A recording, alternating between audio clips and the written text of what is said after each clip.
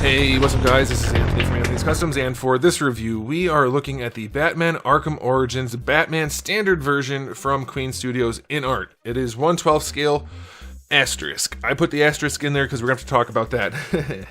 But this is obviously a review sample. It's not out yet. It's not even up for pre-order yet as of the time I'm filming this. I don't even know when I'm going to be able to publish this video because there's an embargo on it. So I have no information that you guys don't have other than the figure is in my hand. So I'm going to review it. And if they provide me any information or anything like that, I'll relay it in some kind of note or something. But otherwise, this figure is... I have no information, just to be clear. It's just a review sample. I'm going to review it like I review anything else. If they end up not sending me review samples anymore because I didn't say only good things about it, that's fine. I mean, I would rather that not be the case. I don't think that's the case with them, but just to be clear, I want to put it out there. It's a review sample. They're not telling me what to say. I can say whatever I want. So, let's go ahead and get it off the stand and take a closer look. Alright, before we look at the figure, I do want to show you my package. It is a horizontal package. I mean, the figure goes in this way, but then the imaging is like this. So if you want to display it, be aware of that. I don't know if anybody cares about that sort of thing. You can do it this way, though, on this side, which is nice. It's actually a really nice look. Loved Arkham Origins as a game. Loved the aesthetic. Loved everything about it, basically. And this figure is something I was very excited when I first saw it. Excited about. So there's the packaging. Good packaging. Relatively standard box-shaped packaging. Alright, so as far as this goes, I don't have pricing or anything like that yet because, like I said, it's not even up for pre-order yet. I assume it's going to be priced similarly to their other figures, and even if it's a little bit more, there's some reasoning that that might be the case. So I assume the price is reasonable, and we're going to go with the review like that. If it turns out to be like $300, then obviously adjust your assessment of the figure with that in mind. Now, I want to talk about something. We have to do this scale first. We're going to get that out of the way, and then we're going to go in on the figure. So he stands. Let me straighten his head up. Yes, he's gorgeous. I know you're thinking right now. It looks so good. It does.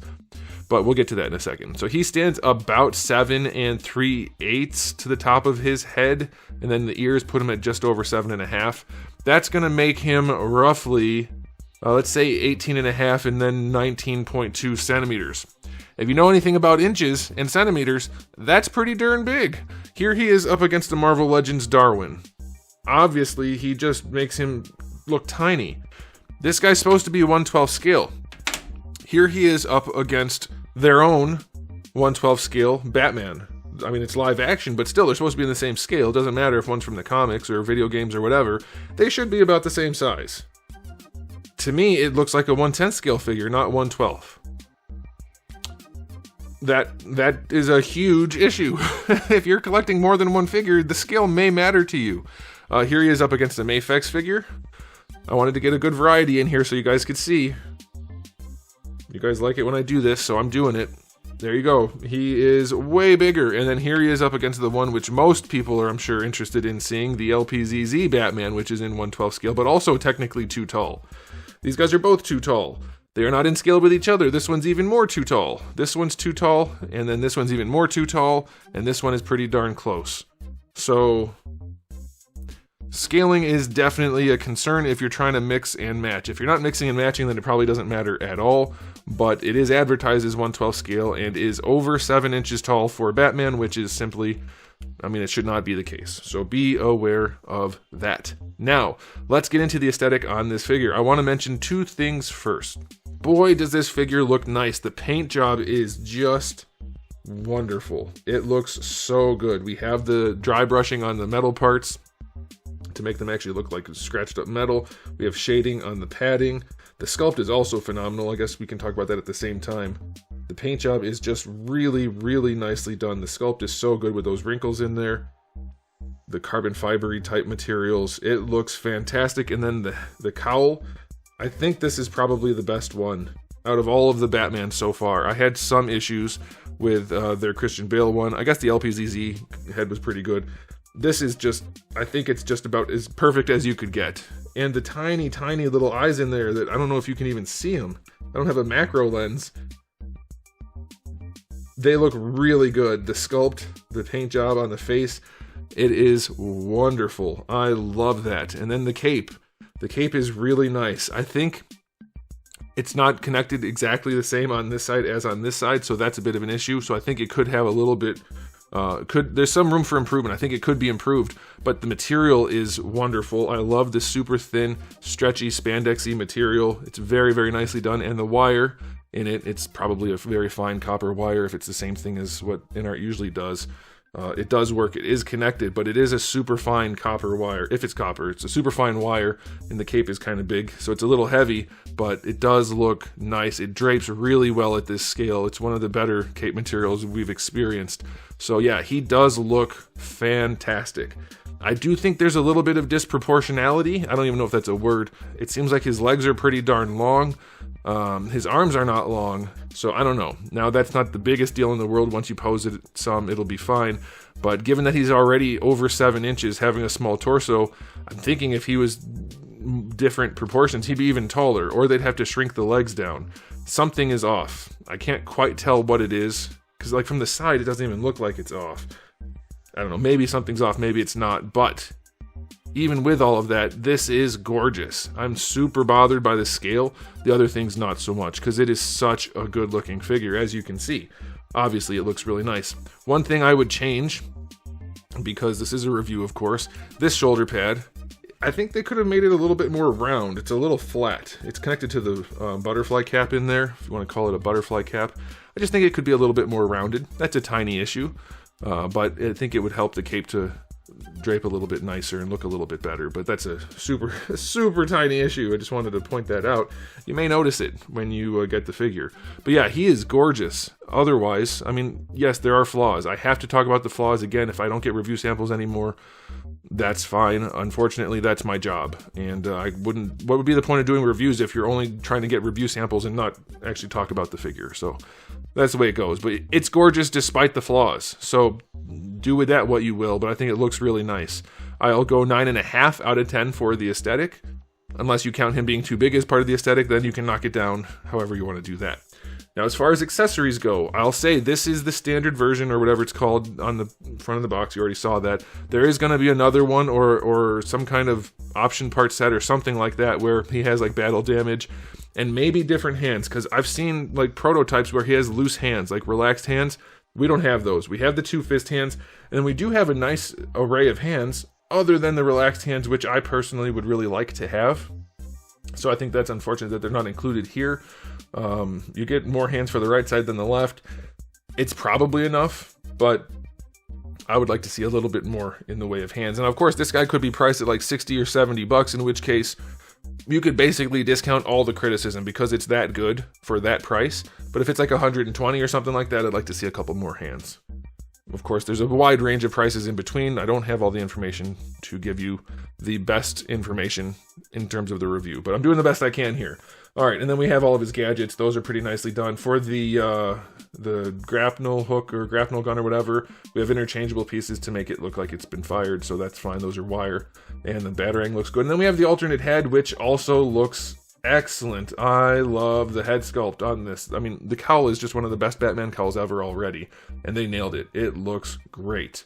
And then lastly, you get a display stand, the standard kind, like with Wukong, the big circular one. I love that. It's a nice big display stand. If you're going to use one, this one will get the job done. I think the Christian Bale one only had the little black box, but I don't remember. So yeah, good accessories. Maybe we could have more. I'll go 9 out of 10. That's still really good. Now, as far as articulation goes, the Christian Bale figure lacked a little bit in terms of posability. This guy probably can pose a little bit better, but let's see. We do have ball pegs throughout the neck, from the base of the neck all the way up to the head, and that does allow him to look up nicely. So all the people who say you have to have a disc hinge to look up, nope. Good ball pegs will do the trick, and he can do the trick. It's perfect. Like, there's nothing more you need to do with that head and neck. It is exactly what you want it to be. That is wonderful. I already talked about the cape, the way it's wired. That works nicely. The shoulders, it's basically a ball peg. I mean, I can't say for sure because I haven't disassembled it, but it feels like a ball peg that goes through, and then the shoulder pad butterfly cap piece is just a floating piece. That's exactly what it feels like. It might be something technically different, but functionally that's how it works. So you can raise the arm up. This piece, I'm guessing the reason they didn't make it rounder, and that's why I wanted to bring it up earlier, is because it needs to flex, and if it was more dome shaped, it wouldn't flex properly. So it's a bit of an issue. I don't know how to work around that because the cape comes out so far because of this part of the cowl. This part that comes down here, the cape has to go so far, so you have to kind of tuck this under the cape. And then it really, really stretches and flexes this plastic, which maybe that's not a big deal if the cape's going to be hiding it, but it doesn't look great, and there's not a lot you can do with it. You can kind of just mush it around. So it works. I'm a little hesitant to want to mush that thin plastic so much, but it technically does work. But you do, of course, get to rotate the arm around. You have to rotate this too, and it will have to mush again. There's a lot of mushing going on for this piece, so it's a little bit concerning. I don't know.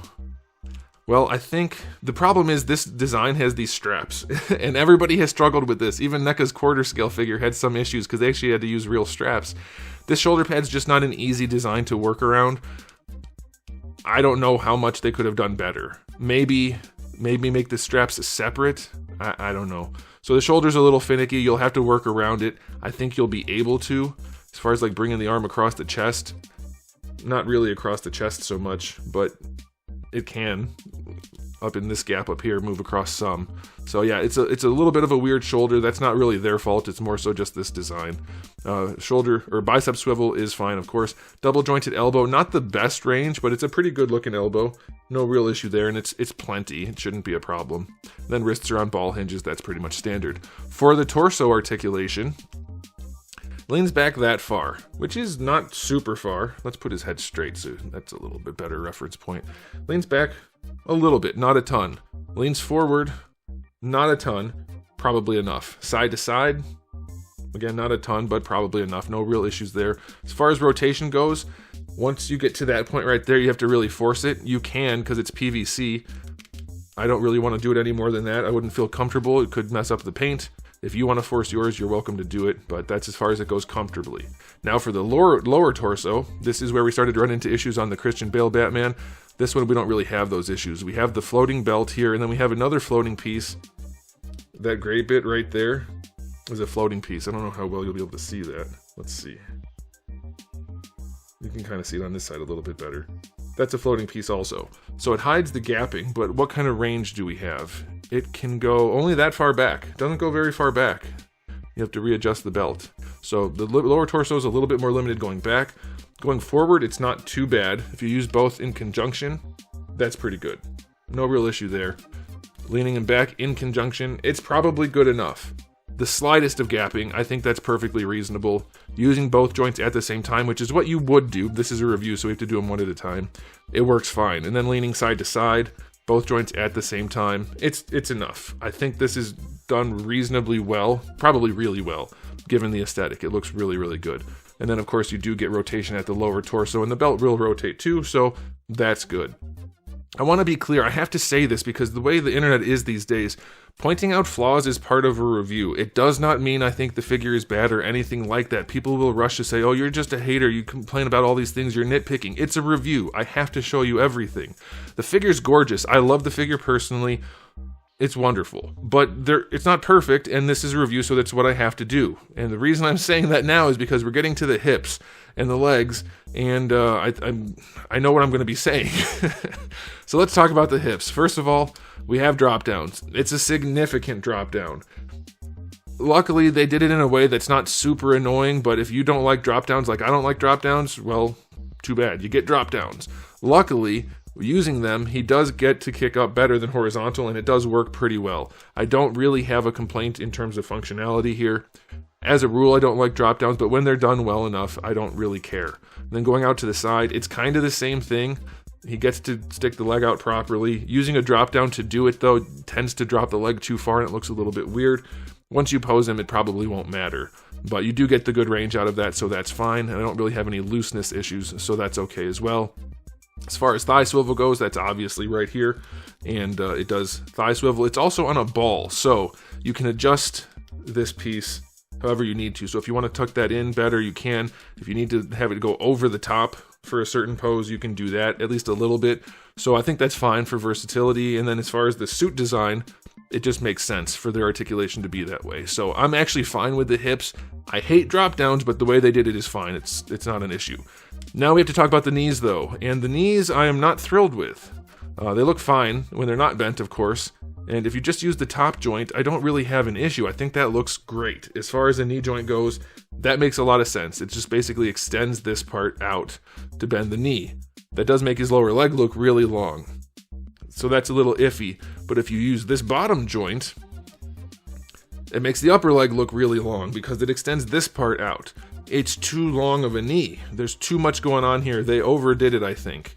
You do end up with good range. And sure, once it's posed, maybe you don't notice it, but if you're actually paying attention, it's not a single joint. I mean, the knees need to look like a single joint as much as possible if you're trying to imitate real humans. So like for Marvel Legends or something like that, you end up with the double joint system, and you have to get the range. The goal is to try to hide that as much as possible. It's not really hidden here, unless you're not looking directly at it. I say that because the armor does kind of hide the fact that it's happening, but this right here is the issue. This joint that I'm moving right now, it needs to happen way higher up, and that way it would hide the issue. So yeah, like you can pose him and not notice it, but if you do want to do a deep knee bend, it's something you're going to have to contend with. I don't think, if they're going to go forward with knees like this, I would really advise them to try to adjust this. The top part I'm totally fine with. The bottom part needs to be part of that. It needs to be way higher up. Or they need to not extend the top part as much. Something needs to change. It's just too long. It's a strange knee. Now, for the boot, we do have boot swivel, which will be useful for some people, I'm sure. It's also on a ball peg, so that'll wiggle around. That'll help you with some posability. For the ankles, we have this floating piece that hides basically everything. So I can't see it super well, but it does hide the joint a lot, and you can... Okay, I guess we get to look at it. So it pops off. It's just a big double ball. Okay, I thought there might have been a hinge in there. There's not. It's just a big double ball. Let's see if that pop-off is going to be an issue or not. Alright, so the foot goes back that far. That's why it popped off. I tried to go farther. I thought it could. I thought there was a ball hinge in there, and there's not. So that's as far back as it goes, which is plenty of range. I just thought it went farther. And then going forward, that's as far as it goes. I really think the bottom should be a hinge. If you're going to do this type of joint, the bottom part shouldn't be a ball socket, it should be a hinge. Let this top part move around like this on a ball socket. This one should be a hinge. That gives you even better range. This will do. It's not loose or anything, so that's fine. So there's that. Okay, so that's fine. Ankle rocker using the ball hinge or ball socket works fine. But here's the last issue, and it sounds like I'm bringing up a lot of issues, but that's because I already talked about all the good stuff. We have to talk about the bad stuff too. This toe joint is super concerning to me. It's so far back on the foot. I'm pretty sure this guy is going to take shelf dives. Well, I guess the way it's sculpted, he might not. It's way too far back on the foot. I don't know why they did that. The toes are way up here. This goes right in the middle. It's underneath the ankle almost where the hinge is. So that is strange. He does have a toe hinge, but he does have a very strange toe hinge. So, nobody can ever accuse me of giving biased reviews. I love this figure personally. I think it's gorgeous. There's tons to love about it. But there is definitely room for improvement too. There's nothing I can do about that. I have to do honest reviews. So, guys at InArt, if this is bothersome to you, I'm sorry. I'm not being unreasonable here. I'm just doing my job. I'm giving the best feedback I can. Constructive criticism is what reviews are for, and that is what I'm doing. So his articulation, it will function. He can pose. He will look good doing it. There's a lot of room for improvement. I'm going to say for a figure that looks like this, it's acceptable. Again, assuming the price is where we expect it to be. Somewhere sub 100 is my guess, which is just mind-blowing compared to other companies. Like, this is a $100 figure. So, like, have context for everything I'm saying. I'm criticizing this figure objectively. For the price, it's going to be worth it for most people, but the flaws will still exist. Okay, that's the best I can do for that. So I'll give his articulation, if it's a reasonable price, a 7 or 8, I guess. It's still going to pose well and look good, but if it's really expensive for some reason, which I doubt it, but if it is, then knock the points down some. You know, do with that what you need to do. Once we have more information, I just don't have that information. Okay, other thing I wanted to mention, I forgot to mention, is you cannot rotate the gauntlets. So the gauntlets are staying where they are. If you need to, like, turn it some, you can't. So they're staying where they are. Okay, time for the final verdict. Let me give you my personal, non-reviewer feelings about this, and then I'll try to objectify it up a little bit. I love this figure. I'm a little bit smitten because I love the character design, but I am bothered by the size, and I am bothered by the knees in particular. Basically everything else I can live with. The size is definitely an issue. I don't know how that happened. These guys are both 1/12 scale figures. That cannot be. So it's like a Storm Collectible situation all over again. That drives me nuts. But I still love the figure, and I'm super happy to have it. I just don't know how to deal with it being so big. It's going to be on the shelf kind of as a standalone thing unless they keep making all their figures this big, and then I guess it's fine, but it's still too big. Now, as a reviewer, it's still a really good figure. I have the same gripes. The knees are screwed up like crazy, if you ask me, and the size is too big. Otherwise, everything else is kind of inconsequential. It's a really, really good-looking figure. They executed at an incredibly high level. I don't know how much experience they have with this type of articulation, and maybe they're just working out kinks and trying new things, and that's fine. I know they've been doing larger scale figures for a long time, but I don't know how posable those are. So I'm not going to lose any sleep over this figure not being perfect. It's still excellent. I'm still super happy to have it, and if I didn't get a review sample, I didn't know I was getting one, by the way, until like a week ago or something like that. So I'd still be buying it. I love it. As a reviewer, it's still great, but it has flaws and room for improvement. So hopefully this kind of review is something that helps a company to make even better products going forward, because this is still exceptional. Is this the best Batman figure to come out? Well, maybe if it was 6 months ago, but there's been a lot of really good Batman figures to come out, so there's a lot of contention there. The size is the real issue for me, and then the knees are annoying. But I'm going to give it an overall rating of still 9 out of 10. It's still an exceptional release, but that size issue is just... I mean, there's nothing you can do about that because it is too big. You can hide ugly joints and stuff like that, but it being an inch taller than everything else is kind of an issue. So let me know what you guys think in the comment section below, but that's it from me. If you want to have InArt hear anything you have to say, politely please, they will probably watch the review, which means they will probably see the comments. So if you have some stuff to say constructively, I would encourage you to do that. It's never a bad idea to try to tell the people who are selling you stuff what you want. Do it in an appropriate way, but I think it's only helpful to them. Whether they disagree or agree with it, it can't hurt for them to have more information from their customers. So go for that down there in the comment section below, but I'm done. So there it is, guys. Thanks for watching. If you enjoyed the video, please do give it a thumbs up. If you didn't, give it a thumbs down. And if you haven't subscribed, you should.